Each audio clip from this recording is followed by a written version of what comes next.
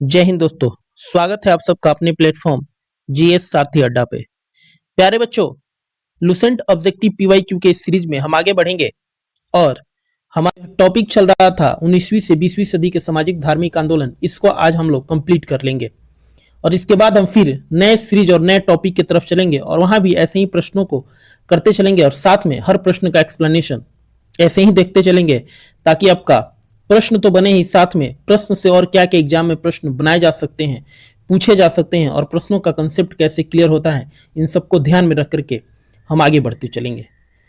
तो यदि अभी तक आपने चैनल को लाइक शेयर सब्सक्राइब नहीं किया तो सबसे पहले चैनल को लाइक शेयर सब्सक्राइब करें ताकि नोटिफिकेशन आपके पास पहुंचे और आप अपनी तैयारी को एक नया आयाम दे सके।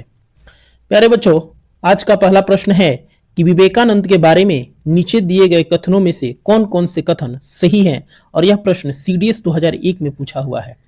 आपको बताना है, चार कूट आपके सामने दिया गया है, चार कथन आपके सामने दिया गया है और इन कथनों में से आपको चुनना है कि कौन कौन सा सही है। पहला है कि उन्होंने वेद को अमोघ माना, यह बात बिल्कुल सही थी। दूसरा है उनका विश्वास था कि वेदांत पूर्ण रूप से संगत है, यह भी सही बात है, पिछले क्लास में हम लोगों ने इस पर चर्चा कर रखा है। अगला है उन्होंने जाति व्यवस्था की निंदा की, यह भी सही बात है, उन्होंने जाति व्यवस्था की निंदा की।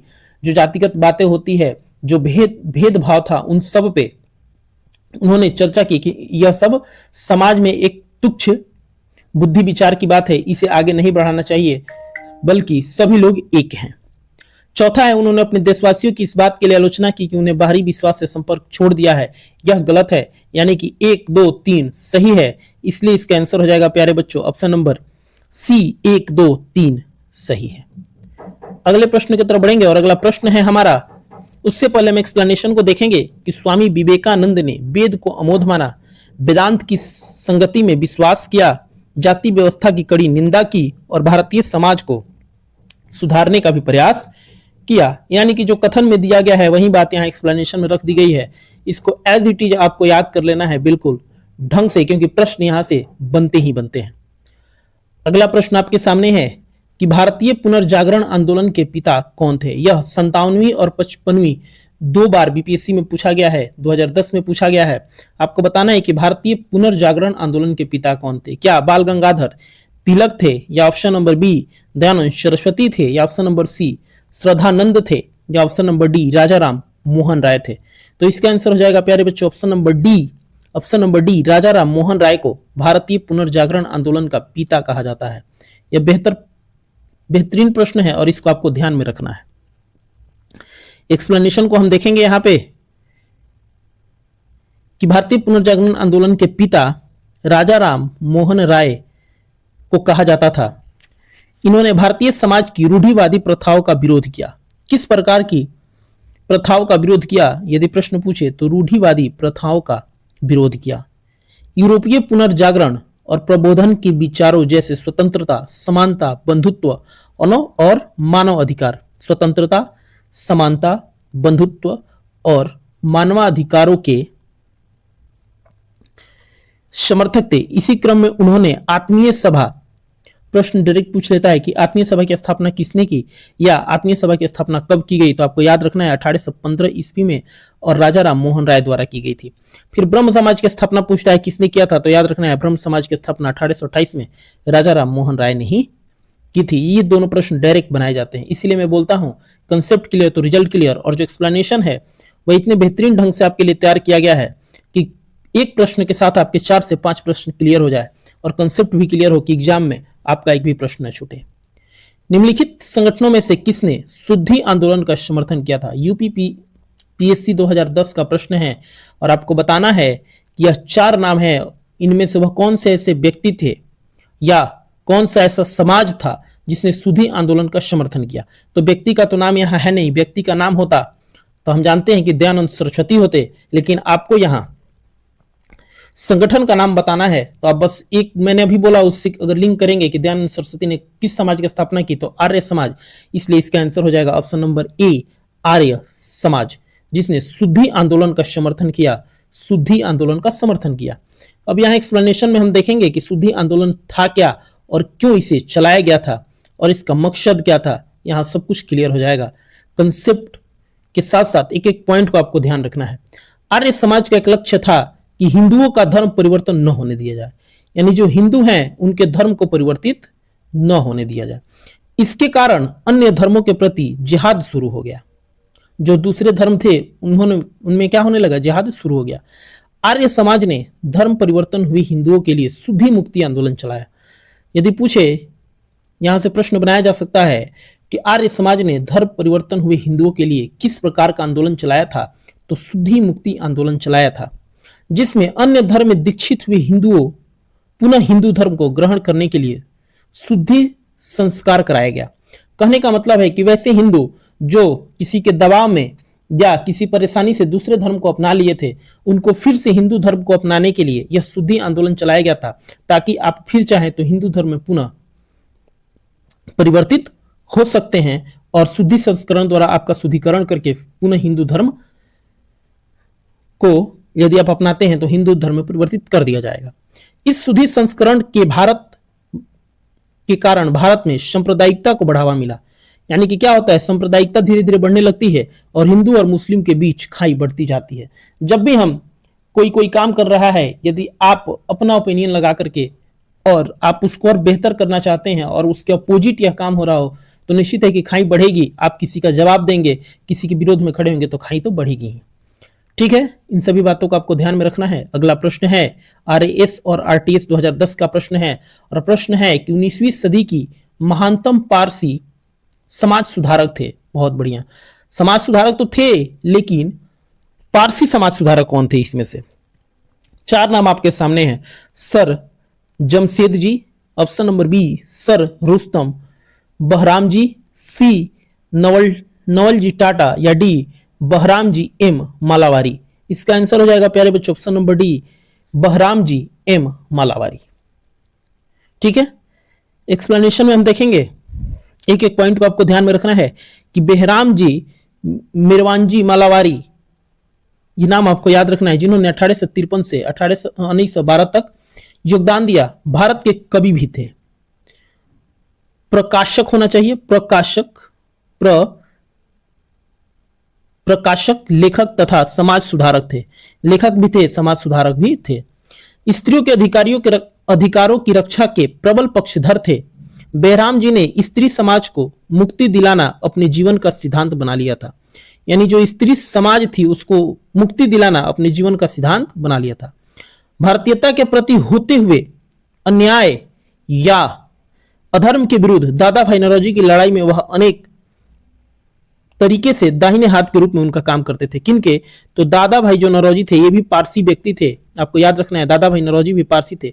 प्रश्न पूछता है कि निम्न में से कौन से ऐसे व्यक्ति हैं, कौन से ऐसे प्रथम पारसी व्यक्ति थे जो भारतीय राष्ट्रीय कांग्रेस के अध्यक्ष बने?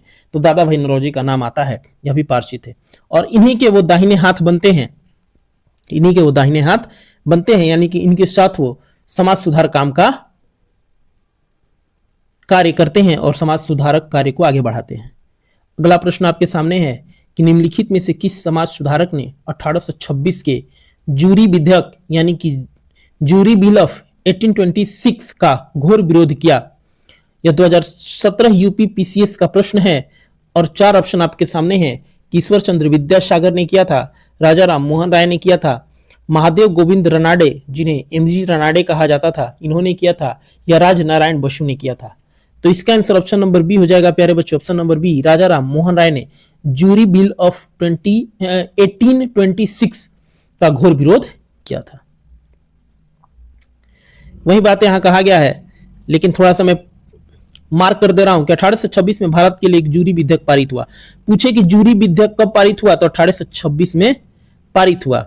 1827 की शुरुआत में प्रचलन में आया। लागू कब हुआ? तो 1827 आपको याद रखना है। जिसका विरोध राजा राम मोहन राय ने किया था। जिसका विरोध किसने किया था? तो राजा राम मोहन राय ने किया था, आपको याद रखना है। अगला प्रश्न आपके सामने है कि शारदा अधिनियम 1929 के अंतर्गत लड़कियों एवं लड़कों के विवाह की न्यूनतम आयु क्रमशः कितनी निर्धारित की गई थी? यह डायरेक्ट प्रश्न पूछा हुआ है पहले, लेकिन वहां शारदा एक्ट की बात नहीं की गई थी। वहां बस ये पूछा गया था कि एक नए एक्ट द्वारा जब विधवा सती प्रथा का अंत होता है तो बालिका एवं बालक दोनों की उम्र क्या की जाती है। उसी को यहाँ थोड़ा सा घुमा करके प्रश्न किया हुआ है। तो उस समय भी आंसर हमारा था 14 एवं 18, यानी कि लड़कियों का 14 वर्ष और लड़कों का 18 वर्ष, तो यहाँ भी वही होगा और इसका आंसर हो जाएगा ऑप्शन नंबर बी। किस एक्ट के द्वारा? तो इस एक्ट का नाम रखना है शारदा एक्ट, यानी कि शारदा अधिनियम 1929। ठीक है, वही बात यहां कही गई है कि वर्ष 1930 में शारदा अधिनियम पारित हुआ था। लागू कब हुआ था? तो आपको याद रखना है कि 1930 में यह पूर्ण रूप से लागू हो गया था। एक्ट बना कब था? तो 1929 में बना था। किसे भारत का प्रथम आधुनिक व्यक्ति माना जाता है? यह प्रश्न रिपीटेड प्रश्न है, इस प्रश्न को हम लोग पहले कर चुके हैं। आपको बताना है कि प्रथम आधुनिक व्यक्ति, भारत का प्रथम आधुनिक व्यक्ति किसे माना जाता है? भारत का प्रथम आधुनिक व्यक्ति किसे माना जाता है? नाना साहब को, एओ ह्यूम को, राजा राम मोहन राय को या स्वामी विवेकानंद को? तो बहुत लोग यहां फंसते हैं और गलती कर देते हैं, डी स्वामी विवेकानंद को। ये गलत है, बल्कि राजा राम मोहन राय को माना जाता है। जब इन्होंने ब्रह्म समाज की स्थापना की और सती प्रथा का विरोध किया, इस वजह से इन्हें नव भारत या भारत का प्रथम आधुनिक व्यक्ति भी कहा जाता है। ठीक है, राजा राम मोहन राय को आधुनिक भारत का जनक कहा जाता है। आधुनिक भारत का जनक किसे कहा जाता है? डायरेक्ट प्रश्न पूछता है, तो आपको याद रखना है राजा राम मोहन राय को माना जाता है। वे कौन से समाज के संस्थापक थे? तो उन्होंने ब्रह्म समाज की स्थापना की थी। राजा राम मोहन राय भारतीय उपमहाद्वीप में सामाजिक धार्मिक सुधार आंदोलन के अग्रदूत भी थे। यह भी प्रश्न पूछता है कि सामाजिक धार्मिक सुधार आंदोलन के अग्रदूत किसे माना जाता है? तो भी नाम राजा राम मोहन राय का ही होगा। दिल्ली के तत्कालिक मुगल शासक अकबर द्वितीय ने उन्हें राजा की उपाधि से नवाजा था। प्रश्न हम लोगों ने किया भी है और यह प्रश्न बनता भी है कि राजा राम मोहन राय को राजा की उपाधि से कौन नवाजा था? तो आपको याद रखना है दिल्ली का तत्कालिक, यानी कि जब ये अपना सामाजिक धार्मिक आंदोलन या सुधार आंदोलन चला रहे थे, उस समय जो तत्कालिक था उसका नाम है अकबर द्वितीय, और इसने ही राजा की उपाधि से इन्हें सम्मानित किया था, जो मुगल शासक था। उन्होंने सती और बाल विवाह की प्रथाओं को खत्म करने के प्रयास के लिए भी जाना जाता है। बिल्कुल, सती प्रथा का अंत और बाल विवाह प्रथा पे रोक लगाने का इन्होंने काम किया। उनका सारा जीवन समाज और महिलाओं के हक के लिए संघर्ष करते हुए बीता। वे एक महान विद्वान और स्वतंत्र विचारक थे। उन्हें बंगाल के नव युग का प्रवर्तक भी कहा जाता है। यह भी प्रश्न याद रखना है कि बंगाल के नव युग का प्रवर्तक किसे कहा जाता है? तो राजा राम मोहन राय को कहा जाता है। ठीक है, उम्मीद है कि आप एक एक पॉइंट को, एक एक प्रश्न को एक्सप्लेनेशन में मार्क किए गए एक एक लाइन को आप ध्यान में रखते हैं, क्योंकि जिसको मैं मार्क कर रहा हूं वहां से प्रश्न या तो बने हैं, नहीं तो 100% श्योरिटी के साथ मैं कह रहा हूं कि प्रश्न बनेगा ही बनेगा। इसलिए एक भी प्रश्न, एक भी पॉइंट आपको मिस नहीं करना है और बिल्कुल ध्यान से करना है। आपका कंसेप्ट तो क्लियर होगा ही, साथ में जब आपका बेहतर तैयारी होगा तो रिजल्ट भी आपका जरूर क्लियर होगा। अगला प्रश्न है कि भारतीय स्वतंत्रता आंदोलन के दौरान राष्ट्रीय सामाजिक सम्मेलन यानी कि नेशनल सोशल कॉन्फ्रेंस का गठन किया गया था। इसके गठन के लिए उत्तरदायी कारण क्या था? यानी कि जो नेशनल सोशल कॉन्फ्रेंस यानी राष्ट्रीय सामाजिक सम्मेलन का गठन किया गया था, यह किस वजह से या किस कारण से किया गया था? यहां 4 कारण आपको बताया जाएगा। 3 कारण है और तीनों कारण में से आपको बताना है कि कौन सा है। पहला कारण है कि बंगाल क्षेत्र के विभिन्न सामाजिक, मैं इसको थोड़ा सा छोटा कर देता हूं ताकि आप ढंग से चीजों को कर पाएंगे। 4 ऑप्शन है, इसमें से आपको देखना है। बंगाल क्षेत्र के विभिन्न सामाजिक सुधार समूह या संगठन किसी एक मंच पर एकत्रित होकर व्यापक हित में मांग पत्र सरकार के समक्ष प्रस्तुत करना चाहते थे। ये चारों आप पढ़ेंगे, मैं डायरेक्ट आंसर की तरफ चला जाता हूं, डायरेक्ट आपको आंसर बताता हूं कि इसका आंसर हो जाएगा बी। और क्यों होगा यहां आप ध्यान देंगे, ऑप्शन इसका हो जाएगा, ऑप्शन नंबर बी इसका आंसर हो जाएगा। और आप पढ़ेंगे कि भारतीय राष्ट्रीय कांग्रेस अपने कार्यक्रम में सामाजिक सुधार को नहीं रखना चाहती थी। यानी कि भारतीय राष्ट्रीय जो कांग्रेस थी वह अपने कार्यक्रम में सामाजिक सुधार को नहीं रखना चाहती थी, इसलिए प्रस्तुत उद्देश्य के लिए उसने अलग से संगठन बनाने का सुझाव दिया। यानी कि वह अपने कार्यक्रम में सामाजिक सुधार को नहीं रहना चाहती थी और उन्होंने कहा या प्रस्ताव दिया कि एक अलग संगठन बनाया जाए, जिस वजह से एक संगठन बनता है और उस संगठन का नाम है राष्ट्रीय सामाजिक सम्मेलन। राष्ट्रीय सामाजिक सम्मेलन, इसलिए बी इसका आंसर हो जाएगा। वही बात यहां कही गई है कि भारतीय स्वतंत्रता आंदोलन के दौरान राष्ट्रीय सामाजिक सम्मेलन यानी कि नेशनल सोशल कॉन्फ्रेंस का गठन किया गया। इसके गठन के लिए उत्तरदायी या कारण यही बात थी। अगले प्रश्न की तरफ बढ़ेंगे और अगला प्रश्न है हमारा कि ब्रह्म समाज के बारे में निम्नलिखित में से कौन सा कथन सही है? तीन ऑप्शन आपके तीन कथन आपके सामने हैं और 4 ऑप्शन आपके सामने, आपको बताना है कि कौन सा ऑप्शन सही है। कथन 1 है, इसने मूर्ति पूजा का विरोध किया। बिल्कुल सही बात है, इसलिए ऑप्शन नंबर 1 सही हो जाएगा। दूसरा है, धार्मिक ग्रंथों की व्याख्या के लिए इसने पुरोहित वर्ग को अस्वीकारा। यह भी सही है। और अगला है कि इसने इस सिद्धांत का प्रचार किया कि वे त्रुटिहीन है। नहीं, ऐसा कुछ नहीं था, इसलिए इसका आंसर हो जाएगा ऑप्शन नंबर 1 और 2, यानी कि ऑप्शन नंबर बी 1 और 2 होगा, ऑप्शन नंबर बी हो जाएगा। इस सभी बातों पे भी हम लोगों ने ढंग से चर्चा कर रखा है और एक एक बातों को ढंग से हमने पहले के जो सेशन थे उसमें कर रखा है। ब्रह्म समाज एक सामाजिक और धार्मिक सुधार आंदोलन था, यहां तक कोई दिक्कत नहीं होना चाहिए। यह बात आप जानते हैं कि ब्रह्म समाज की स्थापना राजा राम मोहन राय ने की थी और कब किया था, तो 1829 में किया था और यह एक सामाजिक धार्मिक सुधार आंदोलन था। इसने प्रमुख सिद्धांत थे, और प्रमुख सिद्धांत क्या क्या थे आपको यहां याद रखना है, तब यदि कंसेप्चुअल प्रश्न बने तो आप आसानी से करेंगे। मूर्ति पूजा का विरोध बिल्कुल था। ब्रह्म समाज ने मूर्ति पूजा और बाहरी आडंबरों का विरोध किया। इसका उद्देश्य ईश्वर की निराकार उपासना को बढ़ावा देना था। पुरोहित वर्ग की अस्वीकृति, अगला क्या है, पुरोहित वर्ग की अस्वीकृति, यानी कि ब्रह्म समाज ने धार्मिक ग्रंथों की व्याख्या के लिए पुरोहित वर्ग की भूमिका को अस्वीकारा। इसने व्यक्तिगत धर्म का समर्थन किया और तर्क पर आधारित धार्मिक अवस्थाओं का प्रचार किया। यानी कि उन्होंने कहा कि जो पुरोहित वर्ग है, जो पुरोहित हुआ करते हैं, उसको हम नहीं मानते हैं, बल्कि व्यक्तिगत धर्म का समर्थन करते हैं। यानी कि हर व्यक्ति यदि पूजा पाठ याचना करता है, यानी कि वो इस धर्म को मानता है, तो वह अपने आप में खुद पुरोहित है। अगला है, वेदों को त्रुटिहीन न मानना। उन्होंने वेद को त्रुटिहीन नहीं माना था, बल्कि वेद को क्या किया था, समर्थन किया था। ब्रह्म समाज ने वेदों को ईश्वरीय और त्रुटिहीन नहीं माना, बल्कि उन्हें समय के अनुसार व्याख्या योग्य माना। ब्रह्म समाज ने भारतीय समाज में तर्क संगतता, विज्ञान और धर्म के नए दृष्टिकोण को अपनाने पर जोर भी दिया। तो इन सभी बातों को आपको ध्यान में रखना है। और अगला प्रश्न आपके सामने है कि इनमें से किस प्रख्यात समाज सुधारक ने ज्ञान योग, कर्म योग तथा राजयोग नाम पुस्तिका लिखी। 3 पुस्तक है, तीनों का नाम रखना है। ज्ञान योग, कर्म योग, राजयोग, यह तीनों पुस्तिका किसने लिखा है आपको बताना है। 4 ऑप्शन आपके सामने है। स्वामी विवेकानंद ने, एमजी रानाडे ने, राजा राम मोहन राय ने, रामकृष्ण परमहंस ने। तो प्यारे बच्चों, यह 2015 आरआरबी, एएसएम या जीजी का प्रश्न है, इसलिए जीजी मतलब होता है गुड्स गार्ड। तो इसका आंसर हो जाएगा option number A, Swami Vivekananda द्वारा। ठीक है, स्वामी विवेकानंद ने ज्ञान योग, कर्म योग, राजयोग नामक पुस्तकें लिखी। 1893 में वे शिकागो गए, जहां उन्हें वर्ल्ड पार्लियामेंट ऑफ रिलीजन यानी विश्व धर्म संसद में अपने सुप्रसिद्ध भाषण के लिए जाना जाता है। यानी उन्होंने भाषण दिया और वह बहुत विख्यात हुए और पूरे भारत को विश्व में जाना जाने लगा। इन सभी बातों पे एक लंबा सा कहानी जैसा एक्सप्लेनेशन में था पीछे के, जब आप जाकर के सीरीज को देखेंगे। 1897 ईस्वी में इन्होंने रामकृष्ण मिशन की स्थापना की।